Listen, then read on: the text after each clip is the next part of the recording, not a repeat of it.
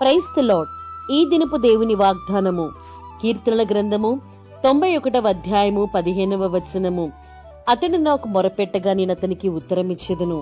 నీవు ఏ స్థితిలో ఉండి మొరపెట్టినప్పుడు, నీవు ఏ పరిస్థితుల్లో ఉండి ఆయనకి ప్రార్థన చేసినప్పుడు, నీ ప్రతి పరిస్థితిని చూచిన దేవుడు నీ యొక్క ప్రతి విన్నపమును, నీవు చేసే ప్రతి ప్రార్థనను, నీవు చేసే ప్రతి విజ్ఞాపనను దేవుడు ఆలకించి ఆయన త్వరగా నీకు జవాబు దయచేవాడై ఉన్నాడు. ప్రార్థన.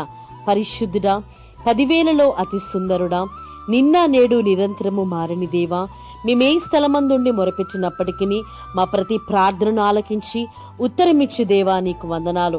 ఇది మొదలుకొని నీ బిడలు చేయు ప్రతి ప్రార్థన, ప్రతి విజ్ఞాపన, ప్రతి విన్నపమును నీవు ఆలకించి అన్ని విషయములలో వారికి జవాబును దయచేసి నీ యొక్క సమాధానమును వారికి అనుగ్రహించమని ప్రార్థిస్తూ క్రీస్తు పేరిట అడిగి వేడుకొనుచున్నాము తండ్రి. ఆమేన్. God bless you.